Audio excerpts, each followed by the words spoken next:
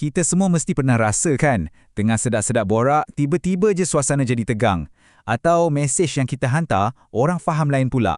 Nah, dalam kupasan kali ni, kita akan bongkar satu konsep hebat yang boleh ubah cara kita berinteraksi. Namanya kesantunan. Cuba bayangkan sekejap. Apa kata kalau anda ada satu kuasa yang boleh redakan apa-apa saja ketegangan? Satu kemahiran untuk bina jambatan faham, bukan tembok gaduh. Bunyi macam superpower kan? Tapi sebenarnya, ini adalah satu seni yang kita semua boleh belajar. Kuncinya adalah kesantunan. Tapi jangan salah faham, ini bukan sekadar cakap lembut atau jadi sopan santun je. Ia satu strategi komunikasi yang lengkap, merangkumi perkataan, nada suara, malah bahasa badan kita. Semuanya direka untuk jaga keharmonian. Senang cerita, ia macam minyak pelincir untuk perbualan kita. Okey, untuk faham lebih dalam, jom kita tengok apa kata pakar. Menurut Awang Sarian, kesantunan ni berkait rapat dengan kepribadian kita. Cara kita bercakap tu, itulah cerminan diri kita yang sebenar. Ia bukan lakonan, tapi rasa hormat yang betul-betul datang dari hati. Asma Haji Omar pula, dia tengok dari sudut lain, dari segi kesannya pada orang yang mendengar.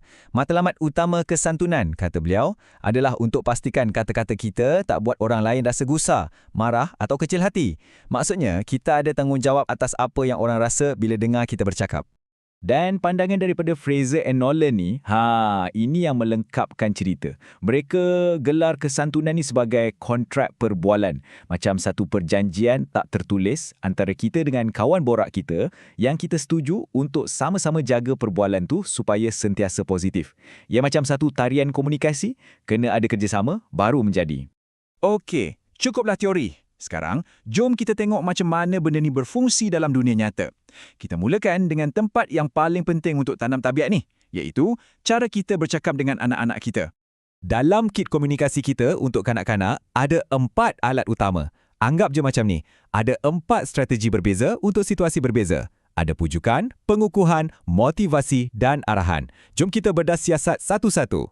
Alat pertama dan mungkin yang paling power ialah pujukan. Ini seni memujuk guna emosi. Bila kita guna bahasa yang lembut, panggilan manja macam sayang atau anak ibu, kita sebenarnya sedang bimbing mereka, bukan paksa. Mereka akan rasa disayangi, bukan dikerah. Seterusnya, pengukuhan. Okey, lepas kita dah cakap atau ajar sesuatu, macam mana kita nak tahu mesej tu betul-betul masuk? Di sinilah gunanya pengukuhan. Bukan suruh ulang balik, tapi kita uji kefahaman dia dengan soalan-soalan mudah. Inilah langkah check and confirm dalam komunikasi kita. Alat nombor 3, motivasi. Kata-kata kita ni ibarat baja untuk pokok keyakinan seorang anak. Ayat macam, adik boleh buat atau cuba lagi, sikit je lagi tu.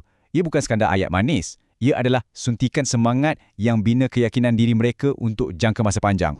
Dan yang terakhir, arahan. Jangan salah faham. Santun tak semestinya lembik. Ada masanya, terutamanya bila melibatkan keselamatan, kita kena tegas.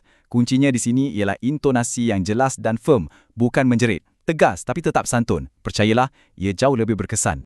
Baik, kita dah tengok cara nak asuh generasi baru. Sekarang, kita masuk gelanggang yang lebih mencabar sikit. Komunikasi sesama orang dewasa. Peraturannya mungkin nampak sama, tapi pertaruhannya lebih tinggi. Untuk orang dewasa, kesantunan ni berdiri atas 3 tiang utama. Kata sapaan yang kita guna, komunikasi verbal atau apa yang kita cakap, dan yang paling penting, komunikasi bukan verbal. Dan ketiga-tiga ni mesti selari. Kalau tak, memang kantoi. Jom kita mula dengan benda pertama yang keluar dari mulut kita. Kata sapaan. Macam yang Brown and Gilman cakap, sama ada kita guna encik, puan, bro atau panggil nama je, pilihan tu terus menetapkan tahap hormat dan formaliti perbualan kita. Ia macam pintu gerbang kepada keseluruhan interaksi kita. Di sinilah letaknya satu perbezaan yang sangat-sangat penting. Komunikasi verbal ialah apa yang kita cakap, perkataan yang kita pilih, ucapan terima kasih dan sebagainya. Tapi komunikasi bukan verbal pula ialah bagaimana kita sampaikan mesej tu.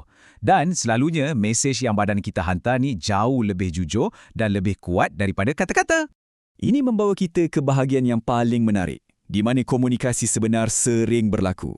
Dunia tanpa kata-kata, iaitu isyarat bukan verbal. Di sinilah mesej-mesej tersembunyi bermain.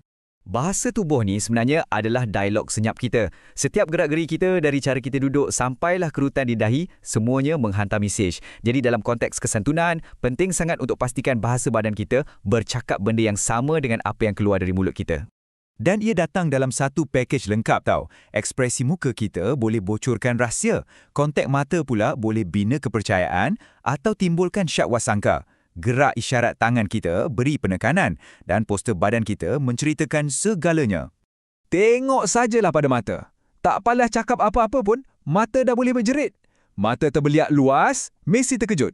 Dahi berkerut? Risaulah tu. Mata dikecilkan? Sama ada tengah fikir dalam atau curiga. Dan kalau dah dapat renungan tajam tu, faham-faham sendiri je lah kan. Sama juga dengan tangan kita. Ia bukan sekadar hiasan masa bercakap. Tangan yang terbuka boleh tunjuk kejujuran. Jari menuding pula boleh nampak agresif. Bila kita guna dengan betul, gerak isyarat tangan ni jadi macam highlighter visual yang kuatkan lagi mesej lisan kita. Jadi, apa kesimpulan daripada semua ni? Senang je. Keharmonian dalam komunikasi bukan tentang hafal skrip atau guna perkataan betul. Ia adalah tentang menyatukan kata-kata, nada suara dan bahasa badan kita di bawah satu niat yang ikhlas untuk menunjukkan rasa hormat.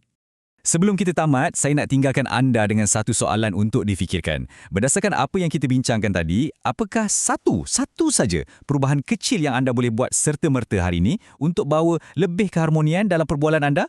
Mungkin lebih peka dengan kontak mata atau lebih teliti memilih kata sapaan. Fikir-fikirkanlah.